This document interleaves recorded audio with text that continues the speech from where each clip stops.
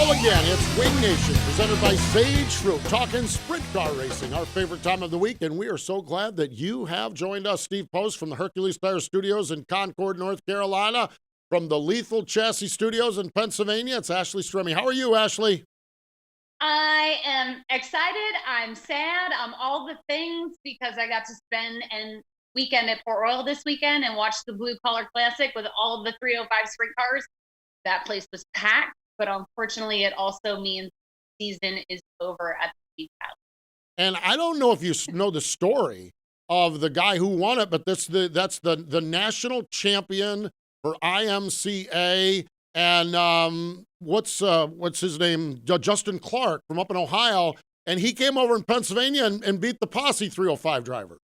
He did. It's cool to see so many people support the 305 division. It just tells me that there's an excellent feeder system in place for the 410 program. I know people don't feel great about the 305's little crazy from time to time, but ultimately it leads to 410 racing, and that's the important part, right? I love it, and I do. I enjoy the 305 series and the racers because of that stepping stone effect. Good racers over there as well. So congratulations to Justin Clark, by the way, on the IMCA National Championships for the 305s. I actually saw the World of Outlaws at Lakeside. Gio Scelzi with the big win there. It was just fun. I got there early, Ashley. I got to hang out in the pits and see everybody. There's nothing better than hanging in the pits and seeing everybody before a World of Outlaw race. It's true, because you won't be here in 2 weeks. Yes, indeed. Lots of excitement here on the show. The Madman, Kerry Madsen, joins us. And speaking of Lakeside Speedway, it was Friday night. It was the World of Outlaw NOS Energy Drink Sprint Cars. Kerry Madsen, the leader, a late race restart. Gio Scelzi with the big, bold move. Here's Johnny Gibson with the call on Dirt Vision. And now for the Dryden Defying Move of the Week, where one driver simply amazes us with their on-track moves. Giovanni Scelzi jumps up top, comes after Kerry Madsen, the race for the lead, down the back straightaway. Scelzi to the inside, slide job, new leader Giovanni Scelzi as they come to the line with 3 laps to go.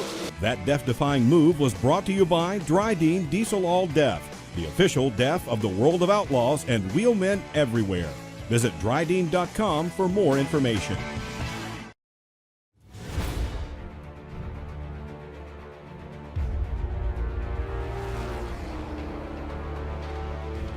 Pride. Passion. Performance. We are Team Dryden.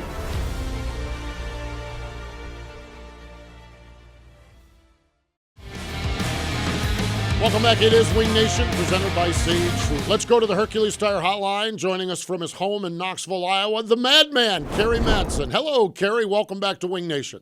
How's it going, Steve? Good to be on. Good to chat with you. Good to see you all the time, Kerry. And had fun chatting with you on Friday night out at Lakeside Speedway. Kerry, when you look at the way this season has gone, you've ended up with 7 wins this season, 6 of them with Tony Stewart Racing. For a year that had a lot of uncertainty, it seems like you've cobbled something together pretty good. Yeah, sprint car racing's a funny animal, and it was pretty weird at the start of the year, and just how it worked out, the opportunity to get in the TSR car, and I don't know, I felt really comfortable there, and it's obviously great equipment, great team, so I've enjoyed every second of it. It's been very interesting, to say the least, Kerry. Obviously, your crew chief having health issues. You had a month and a half or so off there. Jump back in a car at Port Royal Speedway, go out and win the dang thing.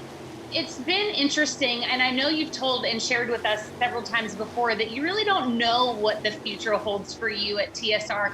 Has there anything changed? Is anything more solidified than it once was with you in that 14 car? Not yet. I mean, we've still got 4 more races to go, so just try and finish strong, and I'm pretty excited about the 4 races we have, and I don't know, I'm sure if there's something there that'll line that, someone will let me know, but I just want to finish strong, and I've always been terrible about worrying about next year. I just would rather get this season finished and then see where I wind up. Well, it served you all right, that's for sure. Kerry, as a race car driver, you've been in equipment where you go to the racetrack and you know you're going to have to struggle and scratch and claw for everything, and you've been in equipment where you know you're kind of one of the cars to beat. I was just reading 20 races with Tony Stewart racing 8 podiums, 6 wins. What's that like as a race car driver to walk into that pit area, to climb aboard that race car and knowing the likelihood is you've got a pretty good piece? It's twofold. One is it's an awesome feeling, and you know you're going there with a chance to win, and you expect to win, or expected to win. And then the other side of it is, you know, there's the pressure side where hey, you can't make one hiccup, one mistake, you know, and look bad, and you know, or be in the B main or miss the show or something silly. So it's sort of pleasure and pain, or it's a mixture of both for sure. And once you get down there and then qualifying comes up, the pressure side kicks in. But on the day, it's a pretty good feeling. Kerry, if you will, talk about a little bit. We all know, as in racing, the emotional roller coaster that comes. You know, you were starting out the year here in Pennsylvania, and the saying always goes, you know, one door closes, another one opens, and you're a prime example of that. Can you talk about that emotional roller coaster as a driver and how you kind of compartmentalize that and contain that while you're going through a year or your career? It is, and I don't handle it well. I'm still grumpy about Friday night, but I just always feel like you're on the edge. You just don't know. I mean, you just don't. Yeah, I've never felt like you've signed up for the year, or you've got to drive and everything's going to be fine and there's nothing to worry about. You always just feel that pressure from week to week, and it doesn't matter.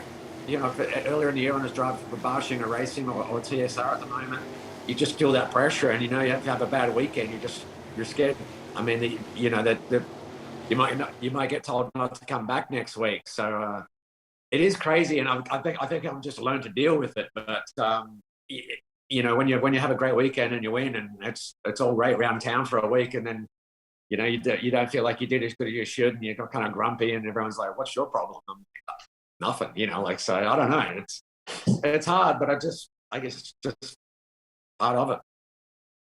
For years on the World of Outlaw Tour, you've competed against Ricky Warner. Ricky, for years, the longtime crew chief with all the success from Donnie's Shots. What is it like working with a crew chief, working with Ricky Warner? It's eye-opening. You know, I guess I didn't realize when I, you know, compete against that team, you know, what you're fighting. You know, I mean, you're kind of fighting the empire somewhat. Like, you're just, the organization from top to bottom is unbelievable, and to you know, even try to go head to head and battle that team, that you got a lot ahead of you. Like, there's a lot of catching up for a lot of teams to sort of take the might of TSR on. But I mean, they've just got great people there, and you know, they've been in business a long time. They expect to win. A lot of won on championships, and you can just see why. So I've really enjoyed it. I think I've learned a lot from being there. So, but you know, you just didn't realize how complete the whole organization is. We often talk about that as well, you know, finding that match, that relationship, the communication between you and the crew chief. Obviously, you guys have hit it off from the very beginning. What is it like working with Ricky? Are you tell him what you feel and he adjusts, or do you have more input, or you just kind of climb in what he gives you and you make it to victory lane? Yeah, to be honest, I went when I just sort of expected that I'd be told, you know, get in and drive it, and you know, like, if you can't drive it, sort of piss off. You know what I mean? Like, I really expected that. You know, just try. You know, I just thought I expected, but Rick is the absolute opposite. You know, he's always talking to you, always asking your opinion, asking for your input. You know, and you'll be like, "Oh, should we go a little of this?" And I'm like, "Oh, I don't know." Yeah, I'm like, "Yeah, that sounds good. Yeah, that'll do." And but I mean, he's you know, his attention to detail is unbelievable, and I'm really surprised at the amount of input I've had could put in, and obviously with the Ford performance as well, then things have come a long way in a short amount of time. So just, it's sort of surreal to have, you know, like Ron Shaver and Ricky Warner and asking your opinion about stuff. You know, like, oh my God, you guys have won everything. Like, what am I going to tell you guys? But that's just, they're that professional. It is cool. That's fantastic. It really is. Hey, we need to step away. Everyone stick around. More with Kerry Madsen in just a moment. Hey, Ashley, what are you up to? Oh, I just stopped by to grab some sage fruit apples. Now I just have to decide which ones. You can never go wrong with a Honeycrisp. They're light, crisp, and full of perfectly balanced flavor. Oh, hey. You could always go with one of their classics, the Gala or Fuji. They're both sweet and juicy. Grown in the heart of Eastern Washington, Sage Fruit Company works hard on the farm and with their retail partners to provide high-quality apples and pears to consumers all year long. Well, I couldn't decide which ones. Thanks for the help, guys. I'll race you to checkout.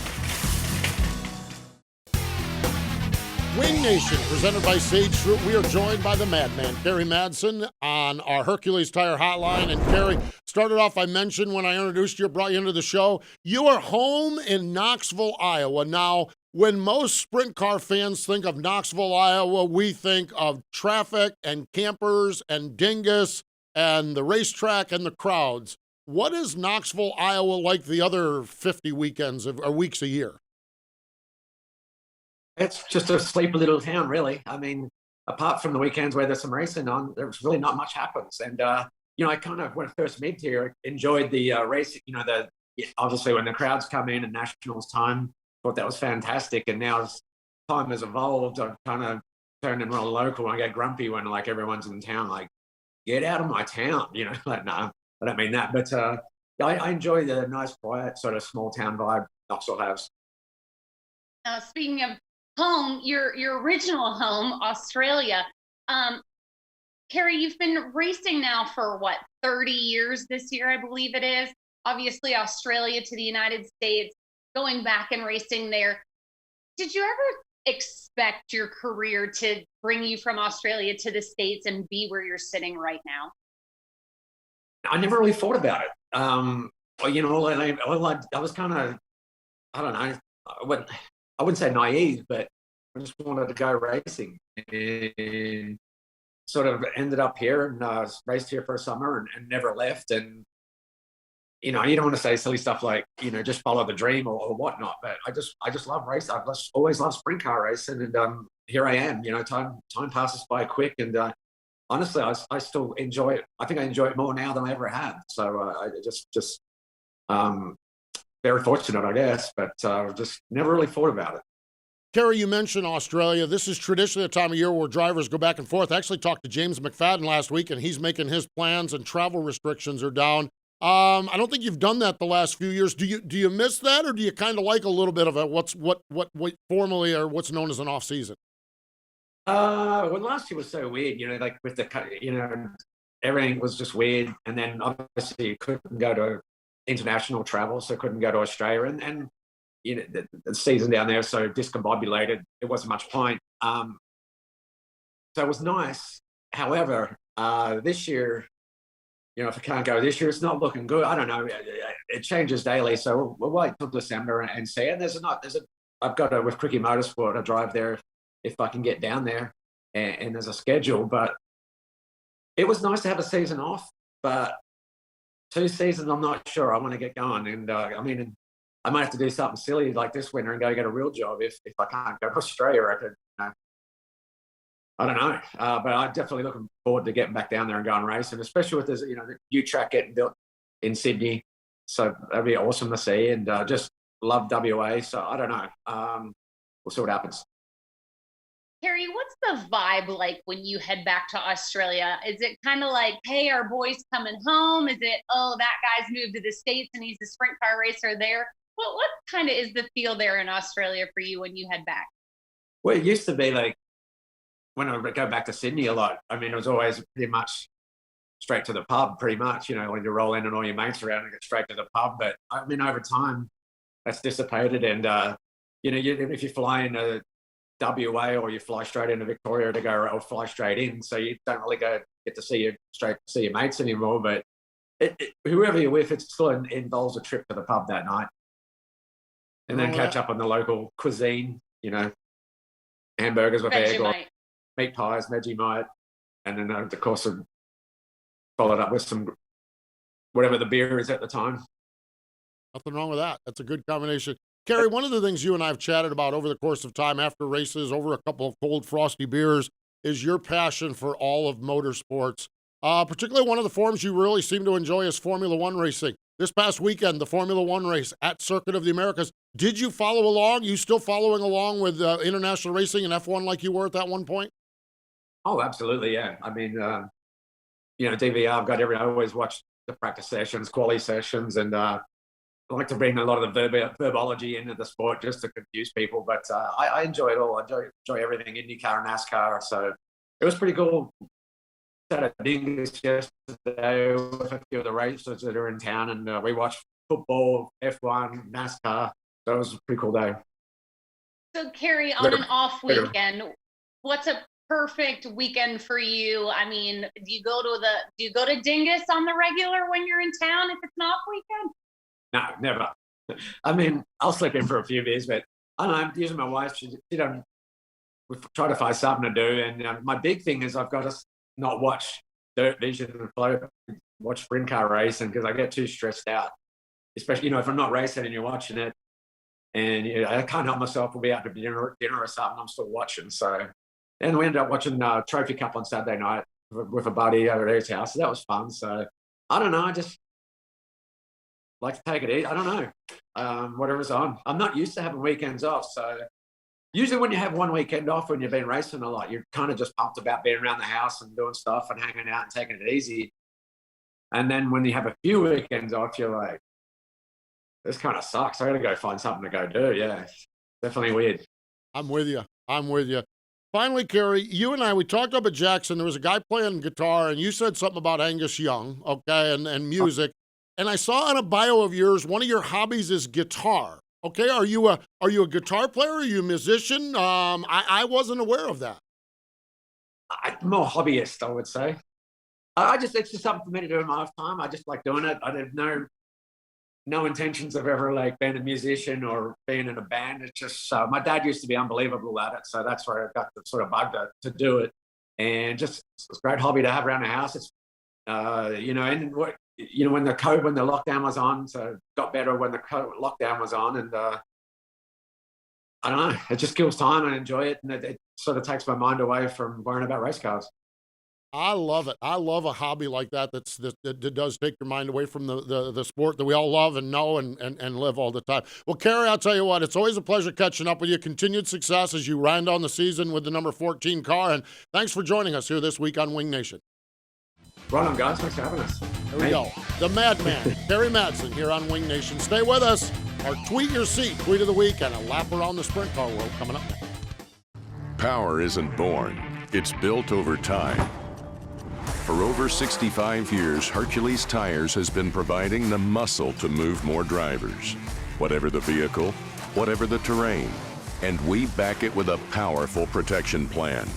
So wherever the road or the trail takes you, we have the selection, value, and strength to get you there. Hercules Tires. Ride on our strength.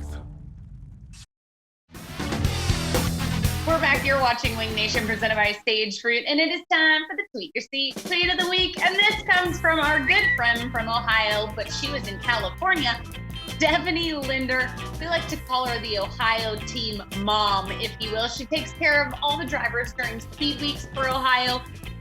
They also take care of their kid, Cole Macedo and Buddy Kofoid.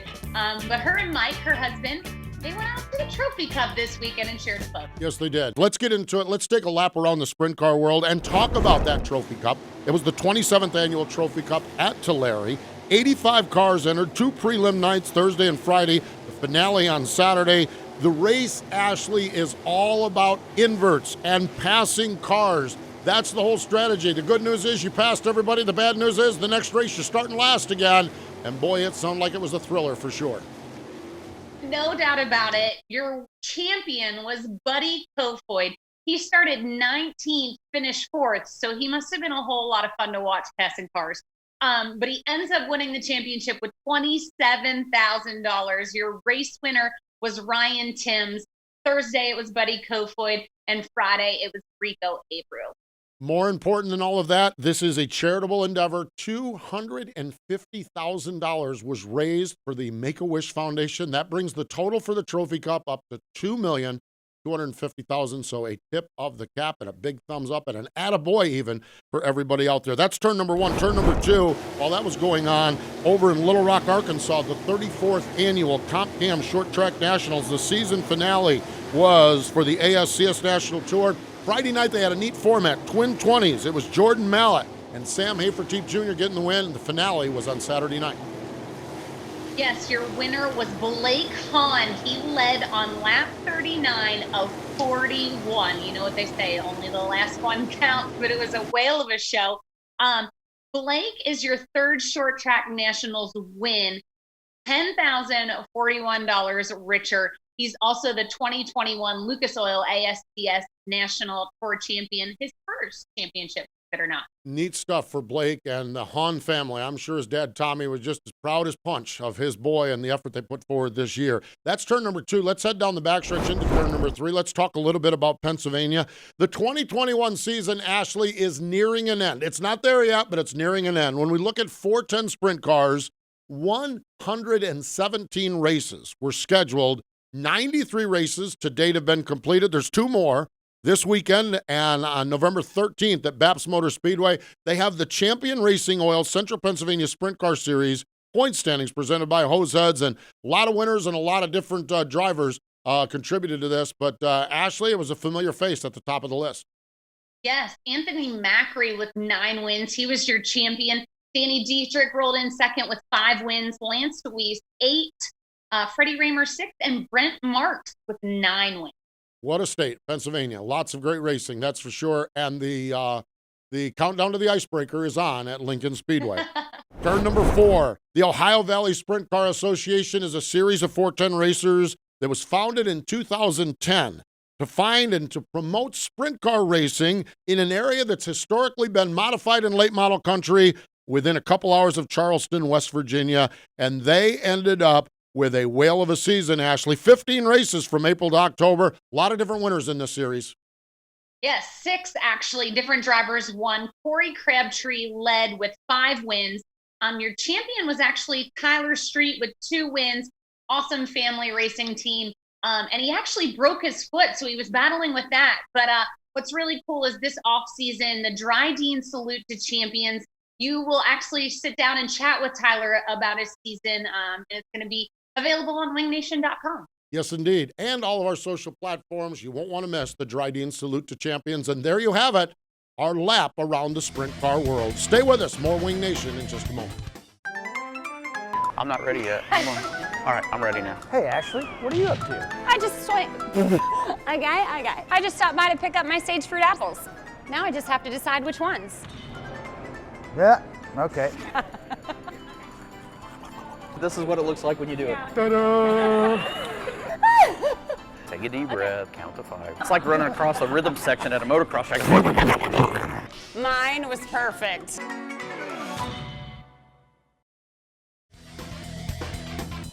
Welcome back. It is Wing Nation, presented by Sage Fruit. Wrapping up another show, and, well, we're wrapping up another season. Everything happening in Charlotte. And Ashley, the good news is that this weekend you're going to be down here hanging out with us in Charlotte, and next week actually here in studio for the show. Yes, it's the World Short Track races this weekend, the modifieds, our modifieds, open wheel mods, and a whole bunch of other divisions. And then next week, the big show, the sprint cars, the late models, and the mud turtles. The NTK World Finals at the dirt track at Charlotte, coming up with racing action. A lot between now and then as well. Tuesday night over at Cherokee Speedway, the place your mama warned you about. There's the prelude to the World Finals. There's 410 sprint cars, late models, and dirt modifieds. Tuesday and Wednesday at Millbridge Speedway is the Carolina Micro Challenge. And then all of the fun and festivities, including Dry Dean Wing Nation. Ashley, what are you and Aaron going to be doing at the World Finals this year? It's a surprise. I don't know. We're hanging out from 2 to 3. We'll be chatting with the drivers, I'm sure. Who knows what's going to happen? Who knows who we're going to have? It'll be exciting, so make sure you're there. Great stuff, that's for sure. Steve. That's right. That'll be on the Midway, both Friday and Saturday afternoon. We have had a ball this week. We appreciate the Madman, Kerry Madsen, for joining us here on the program. But more important than all of that, thank you for joining us here on Wing Nation, presented by Sage Fruit.